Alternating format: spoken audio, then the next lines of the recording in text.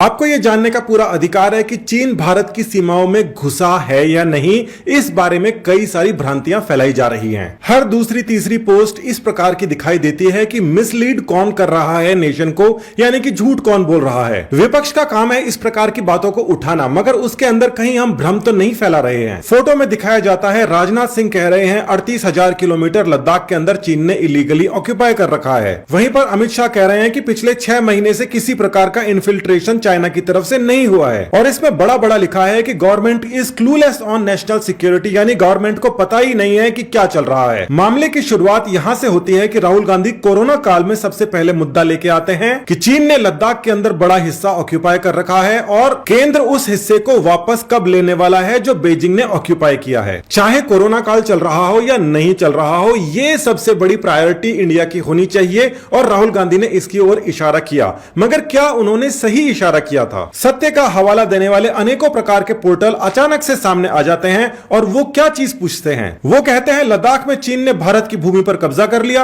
मोदी भारत में कोई नहीं घुसा ये कहकर चीन का समर्थन कर रहे हैं। भारत जानना चाहता है, बिल्कुल जानना चाहता है, और ये रिस्पॉन्सिबिलिटी आपकी है कि तथ्यों को सही प्रकार से देख लें। एक खास प्रोपेगेंडा के तहत इसी प्रकार के भ्रम वाले बयान फैलाए जा रहे हैं और जनता हैरान है। तो असली मामला शुरू होता है 1960 की जू एनलाई की इंडिया की विजिट से।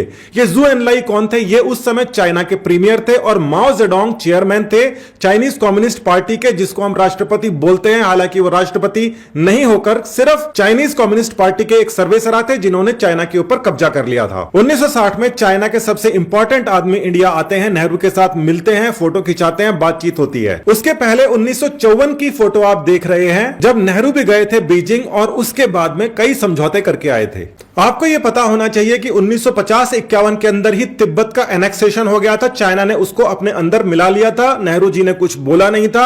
नेहरू जी की और चाइना के जो डिप्लोमेट्स थी उनके आपस के अंदर घनिष्ठ दोस्ती थी। हाल ही के समय में एक नया खुलासा हुआ है जो ये बताता है कि शायद नेहरू ने ही तिब्बत के ऊपर चाइना का कब्जा करने में मदद की थी और चाइना की आर्मी को राइस प्रोवाइड करे थे, चावल दिए थे उन्हें। यह एक बहुत ही महत्वपूर्ण घटना है क्योंकि तिब्बत के ऊपर चाइना ने जब से आक्रमण करके उसको अपने कब्जे में कर लिया, उसके बाद से ही चाइना का और इंडिया का बॉर्डर आपस के अंदर लगना शुरू हुआ। उसके पहले इंडिया चाइना की डिस्प्यूट होने का कारण ही नहीं था।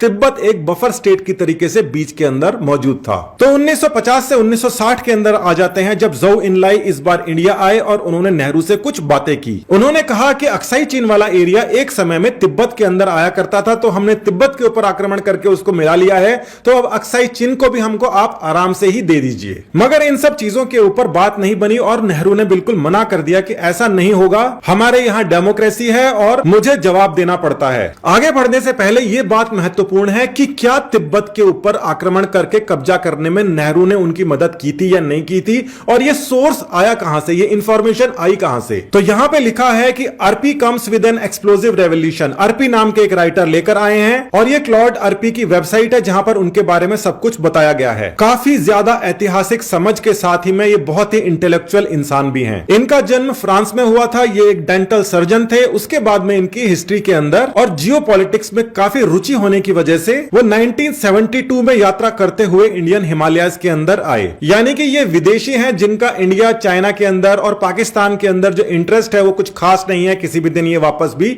जा सकते हैं। फ्रांस के ये निवासी हैं और the United service institution of India के अंदर चेयर ऑफ एक्सीलेंस इनके पास में है, जो कि field marshal KM Cariappa chair of excellence कहते हैं। लोगो देखकर पता पड़ जाता है कि यह एक क्रेडिबल संस्था है। ब्रिटिश काल में शुरू हुई एक संस्था है जिसके ऊपर आप देख सकते हैं कि भारत के वो शेर बने हुए हैं जिसको हर कोई इस्तेमाल में नहीं ले सकता। तो यही क्लॉड अर्पी कहते हैं कि नेहरू ने चाइना की मदद की थी जब वो तिब्बत के ऊपर आक्रमण करके उसको कब्जे में ले रहा था, मगर उसके बाद में भी नेहरू किसी प्रकार की तैयारियां नहीं करवाते हैं। उनको ऐसा लग रहा था कि शायद हमारे चाइना के साथ में जो रिलेशंस है वो इतने अच्छे हैं क्योंकि उसके पहले नेहरू ने ही चाइना को वीटो पावर दिलवाई थी। और ये भी आप जान लीजिए कि जो चाइना है, चाइना के ऊपर कम्युनिस्ट पार्टी ने कब्जा कर लिया था और असली जो चाइना के शासक थे वो ताइवान चले गए थे, उनको जाना पड़ा था वहां पे। और उसके बाद में नेहरू ही सबसे पहले, यानी भारत ही सबसे पहला वो जगह था, वो देश था जिसने यूनाइटेड नेशन के अंदर चाइना की एंट्री दिलवाई। उसके बाद में सुरक्षा परिषद में उनको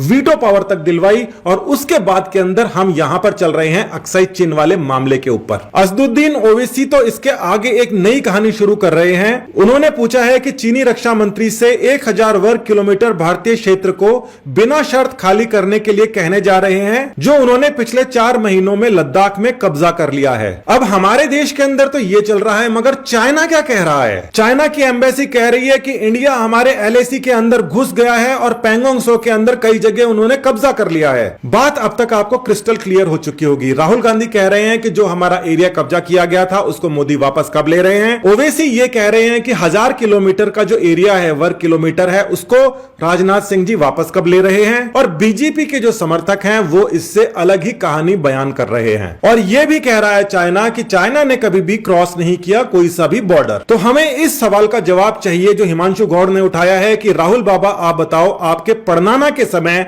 चीन ने कितना एरिया भारत का हथिया लिया था, फिर आपने अभी चीनियों के साथ जो MOU किया उसमें से कितना वापस लेकर आए। और सलमान निजामी की बात भी बिल्कुल यही का यही क्वेश्चन पूछ रही है। तो देखिए ये अक्साई चीन का एरिया है जो कि इंडिया का इंडिजिनस एरिया है, जिसके ऊपर चाइना ने अनाधिकृत रूप से कब्जा किया हुआ है। और यहां पर साफ तौर पर लिखा हुआ है कि 37,244 किलोमीटर का ये पूरा का पूरा एरिया है, ये CIA फाइल्स के अंदर से आया है। इसका रेफरेंस CIA फाइल्स या मैप्स की वजह से इसलिए करना पड़ रहा है क्योंकि वहां पर वेल डिफाइंड एरिया नहीं है, आज तक भी नहीं है। फिर भी 1988 का जो मैप है वो बताता है कि करीब 38,000 किलोमीटर चीन ने भारत के एरिया के ऊपर कब्जा कर रखा है, जिसकी पूरी की पूरी बात चल रही है। तो राजनाथ सिंह ने जो कहा है कि 38,000 किलोमीटर के ऊपर चीन ने कब्जा कर लिया है, यह उस समय की बात है जब नेहरू यहां के प्रधानमंत्री थे। और इन सब के पीछे सबसे बड़ा कारण जो आता है वो तिब्बत के ऊपर चाइना का आक्रमण कर कब्जा करना है। वो नहीं होता तो अक्साई चीन तक ये बात पहुंचती ही नहीं। राहुल गांधी जो सवाल पूछ रहे हैं कि जो एरिया है उसको वापस कब ले रहे हैं, ये वही एरिया है जो उनके पड़नाना के समय में चाइना ने कब्जा कर लिया था। और ओवैसी जिस 1000 किलोमीटर के बारे में, नए 1000 किलोमीटर के बारे में बात कर रहे हैं, वो ऐसा लगता है कि जैसे इस समय कालाटॉप एरिया भारत ने पैंगोंग त्सो के अंदर जो LAC के उस तरफ आता था उसके ऊपर दोबारा से अपना डोमिनेशन कर लिया है और काफी सारा एरिया चाइना जो लेकर चले गया था उसके अंदर से धीरे धीरे वापस आता जा रहा है, उसकी उन्होंने खुशी जाहिर की है। फिर भी एक सवाल अनसुलझा रह जाता है इस समय भी कि जिस प्रकार से चाइना ने भारत को बैकस्टैब किया था, क्या वो बैकस्टैब ही था? क्योंकि अगर वो बैकस्टैब नहीं था, यानी कि धोखेबाजी नहीं थी, तो इस समय के जो वर्तमान कांग्रेस के अंदर जो लोग हैं उनका चाइनीज डिप्लोमेट्स के साथ के अंदर क्या MOU हुआ है उसको उन्हें सार्वजनिक करना चाहिए ताकि सभी के मन में क्लैरिटी आए। डेमोक्रेसी किसी एक पार्टी से नहीं चल सकती, उनको एक तगड़ी पार्टी, कांग्रेस पार्टी को एक तगड़ा विपक्ष बनकर सामने आना चाहिए, अपना स्टैंड क्लियर करना चाहिए। इससे सभी के सभी लोगों को, पूरे देश को फायदा होगा। तो यह पूरी की पूरी बात 38,000 किलोमीटर की थी जो आपको पता पड़ गई। बहुत बहुत धन्यवाद। जय हिंद।